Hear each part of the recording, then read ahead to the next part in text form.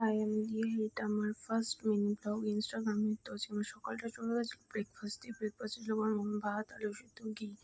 তারপর আমি বাড়ি থেকে বেরিয়ে চলে গিয়েছিলাম আমি আমার মায়ের বাড়িতে। মায়ের বাড়ি গিয়ে দেখি দরজার সামনে আমার বিড়াল ছানাগুলো শুয়ে আছে। ব্যাংকের কাজ থাকার জন্য মা আমাকে ঘর থেকে সাইকেলটা বের করে দিল, আর আমি ব্যাংকে গেলাম। তো ব্যাংকে প্রচুর ভিড় ছিল, তো তাড়াতাড়ি করে ব্যাংকের কাজ মিটিয়ে বেরিয়ে আসলাম। বাইরে এসে দেখি আকাশটা ভালোই পরিষ্কার ছিল।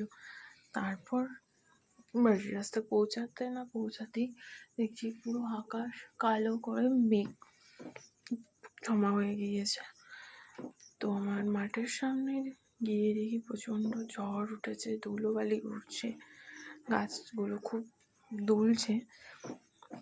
তো আমি তাড়াতাড়ি করে সাইকেল চালিয়ে আমি আমার বাড়ির রাস্তায় পৌঁছে গেলাম।